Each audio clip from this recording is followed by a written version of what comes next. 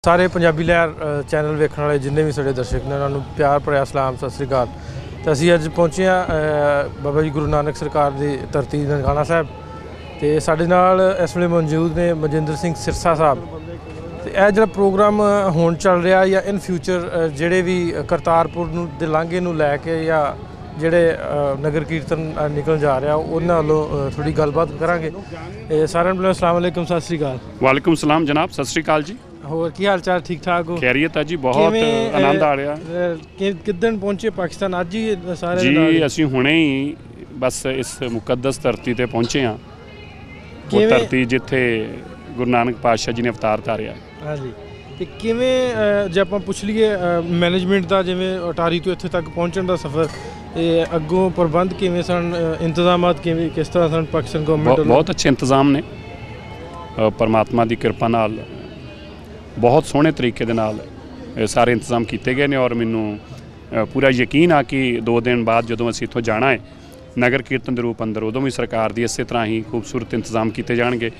गुरु ग्रंथ साहिब महाराज जी अपनी सोहनी पालकी सज के नगर कीर्तन के रूप अंदर 70 साल बाद पहली बार ये नगर कीर्तन पाकिस्तान तो जाएगा। पार्टीशन तो पहला जाते रहे ने, लेकिन पाकिस्तान की पार्टीशन तो बाद पहली बार नगर कीर्तन जो पाकिस्तान तो जाएगा, ये पहला नगर कीर्तन। अच्छा सिस्टर साहब, जो आप गल करिए तो कितनी देर तो प्लैनिंग चल रही सी भी इधरों पाकिस्तान वालों आप ननकाना साहब तो लैके? नहीं, साडी को बहुत लंबी प्लैनिंग नहीं सी जी। ये तो जदों बैठे सी ते विचारां करदे पए सी कि किस तरह के प्रोग्राम होने चाहिए, तो अचानक ही फुरिया कि क्यों ना उस मुकद्दस स्थान तो ही चलिया जाए, क्योंकि नगर कीर्तन एक स्थान तो चलना होंदा है तो पूरे देश जाता है। इस तो मुकद्दस धरती नहीं हो सकती। तो इस करके सारिਆਂ ਦੇ मन च ਜਦੋਂ किसी ने गल कही तो तुरंत सारिਆਂ ने कहा भी अगर ये संभव होए तो इस तो कोई बेहतर दुनिया चीज़ नहीं हो सकती।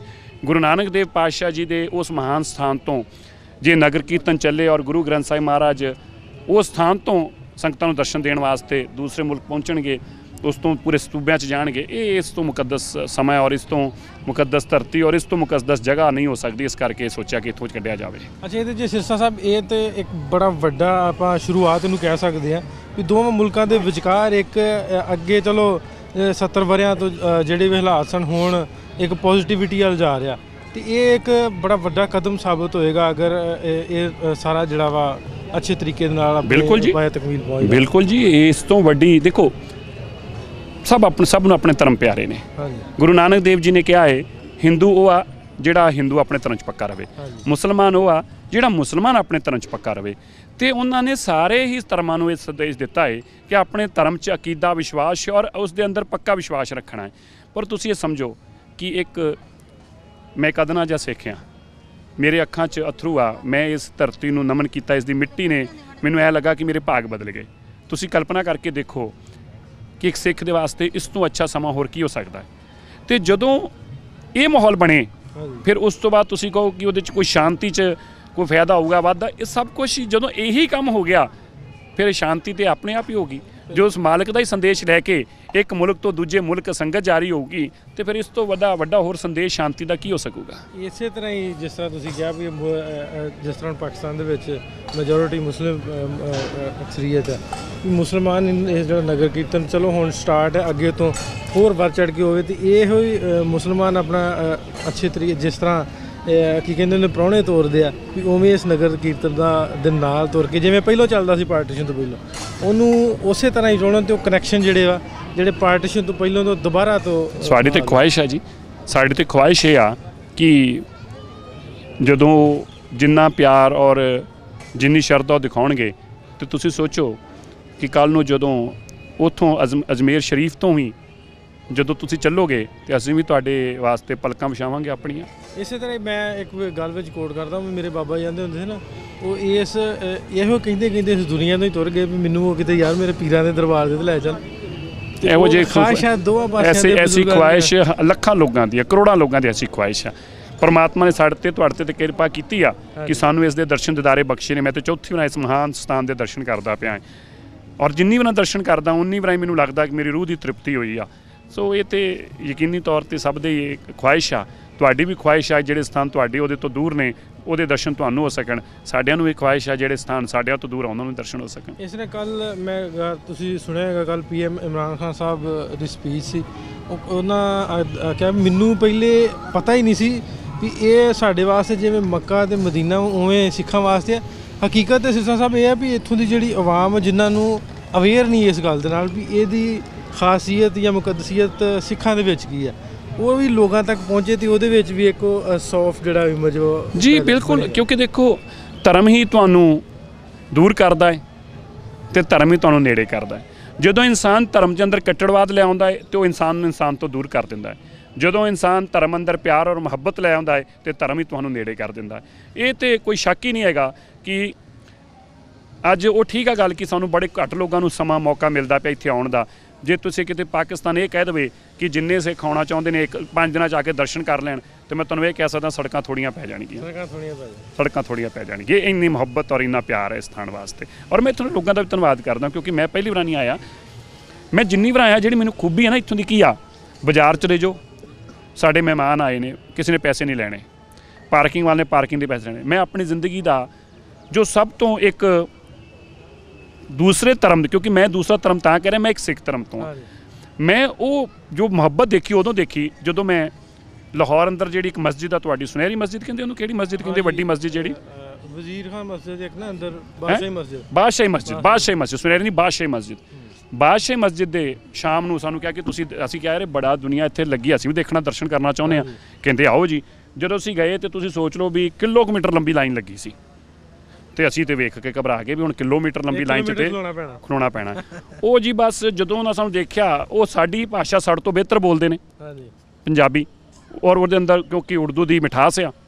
ਉਹ ਭਾਈ ਜਾਨ ਆਓ ਨਾ, ਤੁਸੀਂ ਆਓ ਨਾ, ਤੁਸੀਂ ਅੱਗੇ ਆਓ ਨਾ, ਤੁਸੀਂ ਮਤਲਬ ਤੁਸੀਂ ਲਓ ਵੀ ਅਸੀਂ 3 ਮਿੰਟ ਦੇ ਅੰਦਰ ਪਹੁੰਚ ਗਏ ਧੱਕੇ ਨਾਲ ਸਾਨੂੰ। ਮੈਂ ਕਿਹਾ ਜੀ ਕੋਈ ਨਹੀਂ, ਤੁਸੀਂ ਨਾ ਤੁਸੀਂ ਆਓ ਜੀ। ਇੰਨੀ ਸਾਨੂੰ ਉਹਨਾਂ ਨੇ ਉਹਨਾਂ ਦੇ ਮੁਹੱਬਤ ਪਿਆਰ ਉਹਨਾਂ ਨੇ ਦਿਖਾਇਆ। ਅਸੀਂ 3 ਮਿੰਟ ਦੇ ਅੰਦਰ ਦਰਸ਼ਨ ਕੀਤੇ। ਘੰਟਾ ਲੱਗਦਾ ਸੀ, ਵੀ ਘੰਟਾ ਸ਼ਾਇਦ ਘੰਟੇ ਤੋਂ ਵੀ ਜ਼ਿਆਦਾ ਲੱਗਦਾ, ਮੈਨੂੰ ਤੇ ਪਤਾ ਨਹੀਂ ਕਿੰਨੇ ਸਮਾਂ ਲੱਗਦਾ ਕਿਉਂਕਿ ਤੁਹਾਨੂੰ ਜ਼ਿਆਦਾ ਉਸ ਪਤਾ ਹੈ, ਪਰ ਮੈਂ ਜਾਣਦਾ ਕਿ ਕਿਲੋਮੀਟਰ ਲੰਬੀ ਲਾਈਨ ਸੀ ਔਰ ਰਾਤ ਦੇ ਲੋਕ ਇੰਤਜ਼ਾਰ ਕਰਦੇ ਪਏ ਸੀ, ਪਰ ਸਾਨੂੰ ਉਹਨਾਂ ਨੇ ਆਪਣੇ ਪਲਕਾਂ ਤੇ ਬਿਠਾ ਕੇ ਦਰਸ਼ਨ ਕਰਾਏ। ਸਿਰਸਾ ਸਾਹਿਬ ਇਹ ਦੱਸਿਓ ਹੁਣ ਥੋੜਾ ਜਿਹਾ, ਜੇ ਆਪਾਂ ਜਦੋਂ ਨਗਰ ਕੀਰਤਨ ਕ੍ਰਾਸ ਕਰ ਜਾਏਗਾ ਅੱਗੋਂ ਇੰਡੀਆ ਦੀ ਟੈਰੀਟਰੀ 'ਚ ਦਾਖਲ ਹੋ ਜਾਏ, ਅਗਲਾ ਰੂਟ ਥੋੜਾ ਜਿਹਾ ਸ਼ਾਰਟ ਸਮਝਾ। ਦੇਖੋ ਜੀ ਉਹ ਸਾਰੇ ਦੇਖੋ, ਅੱਜ ਮੈਂ ਤੁਹਾਨੂੰ ਇੱਕ ਖੂਬੀ ਦੱਸਾਂ ਜਿਹੜੀ ਤੁਹਾਨੂੰ ਆਪਣੇ ਸਰੋਤਿਆਂ ਨੂੰ ਸੁਣਾਉਣੀ ਚਾਹੀਦੀ, ਆਪਣੀ ਸਰਕਾਰ ਨੂੰ ਦੱਸਣੀ ਚਾਹੀਦੀ ਆ। ਇਸ ਨਗਰ ਕੀਰਤਨ ਦੀ ਖੂਬੀ ਕੀ ਆ? ਇਸ ਨਗਰ ਕੀਰਤਨ ਦੀ ਖੂਬੀ ਆ ਕਿ ਇੱਥੋਂ ਗੁਰੂ ਪਾਤਸ਼ਾਹ ਦਰਸ਼ਨ ਦਿੰਦੇ ਹੋਏ ਉਹ ਗੁਰੂ ਗ੍ਰੰਥ ਸਾਹਿਬ ਮਹਾਰਾਜ ਜਿਹੜੇ ਇੱਥੋਂ ਸੁਸ਼ੋਭਿਤ ਹੋ ਕੇ ਆਪਣੀ ਪਾਲਕੀ ਜਾਣਗੇ, ਪੂਰੇ ਭਾਰਤ ਵਰਸ਼ ਅੰਦਰ ਸੰਗਤਾਂ ਨੂੰ ਦਰਸ਼ਨ ਦੇ ਕੇ ਨਿਹਾਲ ਕਰਨਗੇ। ਮੈਂ ਨਹੀਂ ਸਮਝਦਾ ਕਿ ਦੋਵਾਂ ਮੁਲਕਾਂ ਵਾਸਤੇ ਇਸ ਤੋਂ ਕੋਈ ਸੁਨਹਿਰੀ ਮੌਕਾ ਹੋ ਸਕਦਾ ਹੈ। ਜਿਸ ਮੁਲਕ ਦੇ ਅੰਦਰ ਅੱਜ ਐਸੇ ਹਾਲਾਤ ਬਣੇ ਹੋਣ ਕਿ ਬੰਦਾ ਬੰਦੇ ਨੂੰ ਦੇਖਣ ਨੂੰ ਪਸੰਦ ਨਾ ਕਰਦਾ ਪਿਆ ਹੋਵੇ, ਉਹ ਪੁਲਿਸ ਵਾਲਾ ਪਾਸਪੋਰਟ ਵੇਖ ਕੇ ਐਂ ਲੱਗਦਾ ਇੰਡੀਅਨ ਕਿ ਇਹਨੂੰ ਖਾ ਜਾਵਾਂ, ਤੇ ਉਹਨੂੰ ਲੱਗਦਾ ਮੁਸਲਮਾਨ ਦਾ ਪਾਸਪੋਰਟ ਦੇਖ ਕੇ ਇਹਨੂੰ ਮੈਂ ਖਾ ਜਾ, ਐਸੇ ਹਾਲਾਤ ਬਣੇ ਹੋਣ, ਉਸ ਵੇਲੇ ਐਸਾ ਸਮਾਂ ਇੱਕ ਆਵੇ ਇਸ ਸਥਾਨ ਤੋਂ ਚੱਲ ਕੇ ਗੁਰੂ ਸਾਹਿਬ ਪੂਰੇ ਮੁਲਕ ਦੇ ਅੰਦਰ ਦਰਸ਼ਨ ਕਰਾਉਣ, ਲੱਖਾਂ ਲੋਕ ਸੀਸ ਨਵਾਉਣ। ਤੁਸੀਂ ਇੱਕ ਗੱਲ ਸਮਝ ਲਿਓ ਜੇ, ਜਿੰਨੇ ਲੱਖਾਂ ਲੋਕ ਉਸ ਗੁਰੂ ਸਾਹਿਬ ਦੇ ਚਰਨਾਂ 'ਚ ਸੀਸ ਨਵਾਉਣਗੇ, ਉਸ ਵੇਲੇ ਉਹਨਾਂ ਦਾ ਸੀਸ ਇਸ ਧਰਤੀ ਦੇ ਵੀ ਝੁਕਦਾ ਪਿਆ ਹੋਊਗਾ, ਇਸ ਸਥਾਨ ਤੇ ਇਸ ਮੁਕੱਦਸ ਧਰਤੀ ਵੱਲ ਵੀ ਝੁਕਦਾ ਪਿਆ ਹੋਊਗਾ। ਬਿਲਕੁਲ ਬਿਲਕੁਲ ਜ਼ਾਹਰੀ ਗੱਲ ਹੈ ਜੀ। ਉਹ ਇੱਕ ਜਿੱਥੋਂ ਸਟਾਰਟ ਜਿਹੜਾ ਵਾ, ਜੇ ਆਪਾਂ ਜਿਵੇਂ ਪਹਿਲਾਂ ਗੱਲ ਕਰਤੀ ਸੀ ਵੀ ਉਹ ਜਿਵੇਂ ਮੁਸਲਮਾਨਾਂ ਵਾਸਤੇ ਮੱਕਾ ਮਦੀਨਾ, ਪਰ ਤੁਸੀਂ ਅੱਜ ਤੱਕ ਦਾ ਐਸਾ ਅੱਜ ਤੱਕ ਦਾ ਨਜ਼ਾਰਾ ਦੇਖਿਆ ਨਹੀਂ।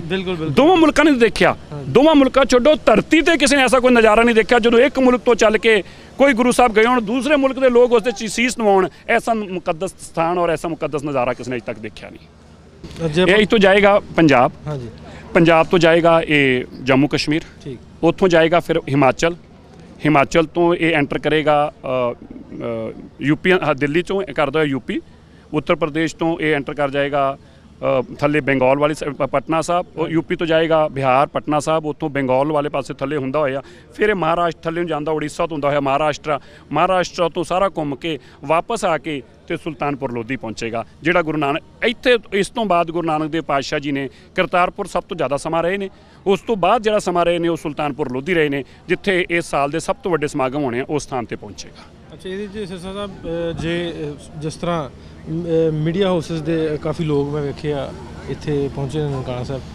ਅਗਰ ਪਾਕਿਸਤਾਨੀ ਮੀਡੀਆ ਜਾ ਕੇ ਦੀ ਕਵਰੇਜ ਕਰਨਾ ਚਾਹਵੇ ਉਹਨਾਂ ਵਾਸਤੇ ਐਕਸੈਸ ਹੈ? ਦੇਖੋ ਮੈਨੂੰ ਅੱਜ ਤੱਕ ਦਾ ਤਾਂ ਪਤਾ ਨਹੀਂ, ਪਰ ਮੈਂ ਤੁਹਾਨੂੰ ਜ਼ਿੰਮੇਵਾਰੀ ਕਹਿ ਸਕਦਾ ਕਿ ਇੱਕ ਦਿੱਲੀ ਕਮੇਟੀ ਦਾ ਪ੍ਰਧਾਨ ਹੋਣ ਦੇ ਨਾਤੇ ਤੁਹਾਨੂੰ ਜ਼ਿੰਮੇਵਾਰੀ ਕਹਿ ਸਕਦਾ ਕਿ ਜੇ 100 ਮੀਡੀਆ ਦੇ ਲੋਕ ਜਾਣਾ ਚਾਹਣਗੇ ਨਾ ਤੇ 100 ਲੋਕਾਂ ਨੂੰ ਹੀ ਇੰਤਜ਼ਾਮ ਕਰਾਂਗੇ, ਔਰ ਜਿੰਨੇ ਦਿਨ ਨਾਲ ਯਾਤਰਾ ਚੱਲਣਾ ਚਾਹਣਗੇ ਉਹਨੇ ਦਿਨ ਦੀ ਸਾਡੀ ਜ਼ਿੰਮੇਵਾਰੀ ਹੋਊਗੀ। ਉਹਦੀ ਵਜ੍ਹਾ ਹੈ ਸਿਰਸਾ ਸਾਹਿਬ, ਮੈਂ ਥੋੜਾ ਜਿਹਾ ਇਹਨੂੰ ਨਹੀਂ, ਮੈਨੂੰ ਪਤਾ ਵਜ੍ਹਾ ਤੁਹਾਡੀ, ਮੈਨੂੰ ਵਜ੍ਹਾ ਤਾਂ ਪਤਾ ਹੈ। ਇੱਧਰਲੇ ਜਿਹੜੇ ਲੋਕ ਨੇ ਇੱਥੋਂ ਦੀ ਜਿਹੜੀ ਆਵਾਮ ਆ ਜੇ ਆਪਾਂ ਇਧਰਲਿਆਂ ਦੇ ਚੈਨਲਸ ਦੀ ਗੱਲ ਕਰੀਏ ਉਧਰਲੇ ਨਹੀਂ ਜ਼ਿਆਦਾ ਵੇਖਦੇ, ਜੇ ਇੱਧਰ ਦੀ ਗੱਲ ਕਰੀਏ ਤਾਂ ਆਵਾਮ ਅਵੇਅਰ ਕਿਉਂਕਿ ਦੋਵਾਂ ਤਾਂ ਹੀ ਚੈਨਲ ਸਾਡੇ ਨਾਲ ਆਏ ਨੇ, ਕਿਉਂਕਿ ਜੇ ਇੱਥੋਂ ਵਾਲੇ ਉੱਥੇ ਦੇਖ ਸਕਣ, ਉੱਥੋਂ ਵਾਲੇ ਇੱਧਰ ਦੇਖ ਸਕਣ। ਬਿਲਕੁਲ ਜਿੰਨੇ ਲੋਕ ਤੁਸੀਂ ਜਾਣਾ ਚਾਹੋਗੇ ਅਸੀਂ ਉਹਦਾ ਇੰਤਜ਼ਾਮ ਕਰਾਂਗੇ, ਜ਼ਿੰਮੇਵਾਰੀ ਮੇਰੀ ਰਹੂਗੀ। ਬਹੁਤ ਸ਼ੁਕਰੀਆ, ਬਹੁਤ ਬਹੁਤ ਧੰਨਵਾਦ ਜੀ। ਗੱਲ ਕਰ ਰਹੇ ਸਾਂ ਮਨਜਿੰਦਰ ਸਿੰਘ ਸਿਰਸਾ ਸਾਹਿਬ ਨਾਲ, ਜਿਹੜੇ ਪ੍ਰਧਾਨ ਨੇ ਦਿੱਲੀ ਗੁਰਦੁਆਰਾ ਪ੍ਰਬੰਧਕ ਕਮੇਟੀ ਦੇ। ਸੋ ਇਹਨਾਂ ਕੋਲੋਂ ਪੁੱਛੇ, ਇਹਨਾਂ ਦੇ ਵਿਚਾਰ ਤੇ ਪੁੱਛਿਆ ਵੀ ਕਿਸ ਤਰ੍ਹਾਂ ਇਹ ਨਗਰ ਕੀਰਤਨ ਜਿਹੜਾ ਵਾ ਸਾਰੇ ਪਾਸੇ ਹੁੰਦਾ ਹੋਇਆ ਕਿੱਥੇ ਕਿੱਥੇ ਜਾਏਗਾ। ਤੇ ਮੀਡੀਆ ਦੀ ਆਪਾਂ ਉਹਨਾਂ ਨਾਲ ਗੱਲ ਕੀਤੀ ਵੀ ਉਹਨੂੰ ਐਕਸੈਸ ਦੀ ਵੀ ਇਹਨਾਂ ਨੇ ਹਾਮੀ ਭਰੀ ਵੀ ਜ਼ਰੂਰ ਉਹਨਾਂ ਨੂੰ ਵੀ ਅਪਰੋਚ ਦਿੱਤੀ ਜਾਏਗੀ, ਐਕਸੈਸ ਦਿੱਤੀ ਜਾਏਗੀ। ਤੇ ਆਪਾਂ ਚੱਲਦੇ ਹਾਂ, ਹੋਰ ਵੀ ਲੋਕਾਂ ਨਾਲ ਗੱਲਾਂ ਬਾਤਾਂ ਕਰਾਂਗੇ ਤੇ ਇਸ ਤਰ੍ਹਾਂ ਦੇ ਪ੍ਰੋਗਰਾਮ, ਇਸ ਤਰ੍ਹਾਂ ਦੀਆਂ ਵੀਡੀਓਜ਼ ਜਿਹੜੀਆਂ ਲੋਕਾਂ ਤੱਕ ਪਿਆਰ ਮੁਹੱਬਤ ਅਮਨ ਦਾ ਸੁਨੇਹਾ ਪਹੁੰਚਾਉਣ। ਤੇ ਬਾਬਾ ਜੀ ਨਾਨਕ ਦਾ ਉਹ ਸੁਨੇਹਾ, ਉਹ ਪੈਗਾਮ ਜਿਹੜਾ ਉਹਨਾਂ 550 ਵਰ੍ਹੇ ਪਹਿਲੋਂ ਦਿੱਤਾ, ਉਹ ਅੱਜ 70 ਵਰ੍ਹਿਆਂ ਤੋਂ ਇਸ ਪਾਕਿਸਤਾਨ ਦੇ ਪੰਜਾਬ ਤੋਂ ਵਿਛੜਿਆ ਹੋਇਆ ਸੀ, ਉਹ ਦੁਬਾਰਾ ਤੋਂ ਜੁੜਨ ਜਾ ਰਿਹਾ। ਹੋਪਫੁਲੀ ਇਹ ਗੈਸਟਰ ਜਿਹੜਾ ਇਹ ਨਗਰ ਕੀਰਤਨ ਨਿਕਲੇਗਾ ਆਉਣ ਵਾਲੇ ਸਾਲਾਂ ਦੇ ਵਿੱਚ ਇਹ ਹੋਰ ਜ਼ਿਆਦਾ ਵੱਧ ਚੜ੍ਹ ਕੇ ਪਾਕਿਸਤਾਨੀ ਗੌਰਮੈਂਟ ਵੀ, ਇੰਡੀਅਨ ਗੌਰਮੈਂਟ ਵੀ ਇਹਨੂੰ ਪ੍ਰਮੋਟ ਕਰਨਗੇ, ਇਹਨੂੰ ਸਿਕਿਉਰ ਕਰਨਗੇ ਤੇ ਇਹਨੂੰ ਵੱਧਦਾ ਫੁੱਲਦਾ ਵੇਖਣਗੇ, ਤਾਂ ਕਿ ਲੋਕ ਇੱਕ ਦੂਜੇ ਦੇ ਨਾਲ ਇੰਟਰੈਕਟ ਹੋਣ। ਰੱਬ ਰੱਖ।